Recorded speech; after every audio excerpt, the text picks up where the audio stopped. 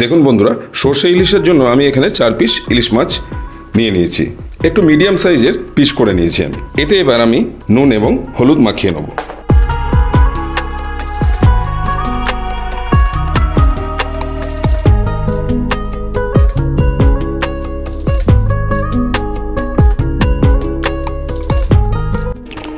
দেখুন বন্ধুরা, ভালোভাবেই নুন হলুদটা মাখানো হয়ে গেছে। এবার 15 থেকে 20 মিনিট এটা এভাবেই রেখে দেবো যাতে নুনটা ভালোভাবে ঢুকে যায়। তারপরে ফিরে আসছি। 20 মিনিট ধরে ইলিশ মাছগুলোকে নুন হলুদ মাখিয়ে রেখে দিয়েছিলাম। এবার আমি আবার রান্নায় ফিরে এলাম। একটা মিক্সি জার নিয়ে নিয়েছি। মিক্সি জারের মধ্যে আমি 3 টেবিল চামচ মতো কালো সর্ষে নিয়ে নিচ্ছি। এটা আপনারা হলুদ সর্ষেও ইউজ করতে পারেন, তবে কালো সর্ষে হলে ঝাঁঝটা ভালো হয়, টেস্টটাও ভালো হয়। এরপরে এর মধ্যে আমি 1 চামচ মতো নুন দিয়ে দিচ্ছি। আর দিয়ে দেবো 7-8টা চেরা কাঁচা লঙ্কা।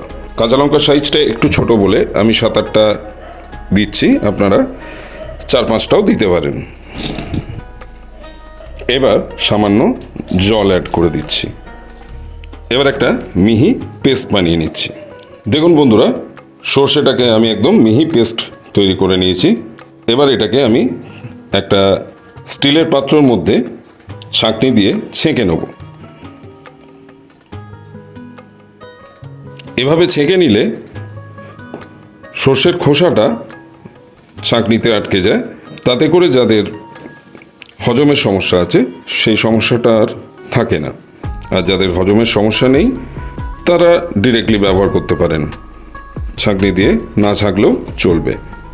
আর সর্ষে বাটার আগে নুন দিয়েছিলাম 1 চামচ, ওটা দিলে আপনার সর্ষেটা বাটার পরে তেতো হয় না। আশা করি আপনারা সকলেই জানেন সেটা। দেখুন বন্ধুরা, সমস্ত সর্ষের খোসাগুলো ছাঁকনির মধ্যে আটকে গেছে। আপনারা এইভাবে চামচে করে একটু নাড়াচাড়া করলে সর্ষের খোসাটাকে সম্পূর্ণ আলাদা করে দিতে পারবেন। তাহলে চলুন এবার পরের স্টেপে যাই। দেখুন বন্ধুরা, এবার আমি একটা কড়াই নিয়ে নিয়েছি। কড়াইতে আমি সর্ষের তেল দেবো 3 টেবিল চামচ মতো। দেখুন বন্ধুরা, তেল গরম হয়ে একদম ধোঁয়া বেরোচ্ছে। এবার আমি এর মধ্যে 1/2 চামচ মতো কালো জিরে দেবো। আর দিয়ে দেবো 5 পিস মতো কাঁচা লঙ্কা চেরা।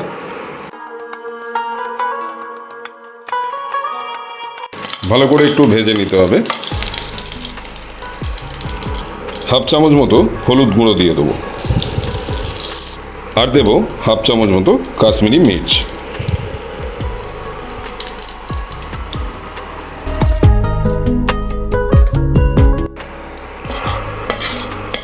দেখুন বন্ধুরা, ভালো করে ভাজা হয়ে গেছে। এবার আমি এর মধ্যে জল দিয়ে দেবো।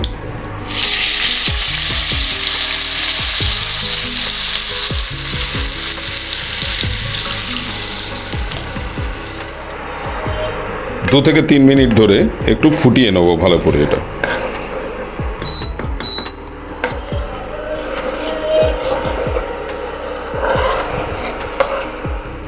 দেখুন এটা ফুটে গেছে। এবার আমি নুন হলুদ মাখানো মাছের পিসগুলো দিয়ে দিচ্ছি।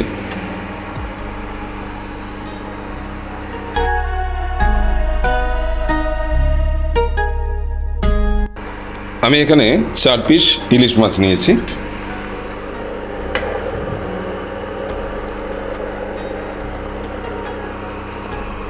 এইভাবে আমি 5 মিনিট এক পিঠ এবং উল্টো পিঠটা আরও 5 মিনিট ভালো করে ফুটিয়ে নেব মাছটা দিয়ে। দেখুন বন্ধুরা, আমি 5 মিনিট ধরে এক পিঠ ফুটিয়ে নিয়েছি। আবার উল্টে দিচ্ছি। এবার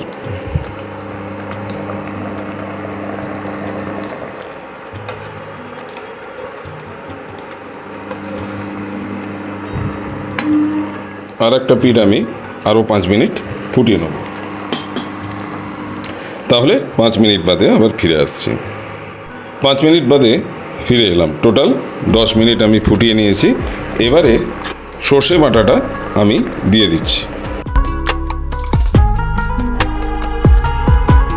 সর্ষে বাটাটা দিয়ে আমি মিনিট 5 আবার একটু ফুটিয়ে নেব। 5 মিনিট বাদে আবার ফিরে আসছি। 5 মিনিট বাদে ফিরে এলাম, সর্ষে বাটা দিয়ে ফুটিয়ে নিয়েছি। এবারে আমি চেরা কাঁচা লঙ্কা 4-5টা এর মধ্যে ছড়িয়ে দিচ্ছি। লঙ্কাটা আপনারা আপনাদের ঝালের পরিমাণ অনুযায়ী দেবেন। আমি একটু ঝাল পছন্দ করি, তাই ঝালটা বেশি দিলাম হয়তো। লঙ্কা দেওয়ার পর আমি এবার একটু ঢাকা দিয়ে মিনিট 2-3 ফুটিয়ে নেব।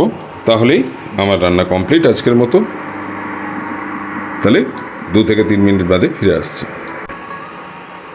2 মিনিট বাদে ফিরে এলাম। এবার আমি ঢাকাটা খুলে নিচ্ছি। ইন্ডাকশানটা অফ করে দিলাম। 1 চামচ মতো কাঁচা সর্ষের তেল আমি ওপর থেকে দিয়ে দিচ্ছি। সর্ষের তেলটা দেওয়ার পর আমি একটু ঢাকা দিয়ে রাখছি। তাহলে এই ছিল আজকে সর্ষে ইলিশ। খুব সুন্দর একটি রেসিপি। আপনারা গরম ভাতের সঙ্গে এই সর্ষে ইলিশ দিয়ে খেয়ে দেখবেন, অসাধারণ লাগে। তো আবার একই কথা, যারা এখনও আমার বংদিশারি কিচেন চ্যানেলটিকে সাবস্ক্রাইব করেননি, অবিলম্বে সাবস্ক্রাইবটা করে ফেলবেন। আর সাবস্ক্রাইবের পাশে থাকা বেল আইকনটিতে অলে সেট করে দেবেন, যাতে সমস্ত নতুন নতুন রেসিপির ভিডিও যখনই আপলোড করা হবে সবার আগে যেন আপনার কাছে নোটিফিকেশানটা পৌঁছে যায়। তাহলে সবাই খুব ভালো থাকবেন, সুস্থ থাকবেন, আর আমার বংদিশারি কিচেন চ্যানেলটি দেখতে থাকবেন। আজকের মতো এখানেই শেষ করছি। আবার দেখা হচ্ছে নতুন কোনো রেসিপি নিয়ে, সম্ভবত ইলিশ মাছের ভর্তা নিয়ে। খুব লোভনীয় একটা রেসিপি। তাহলে একটু পরে সার্ভ করে দেখাচ্ছি। দেখুন বন্ধুরা, এবার আমি সার্ভ করে দেখাবো।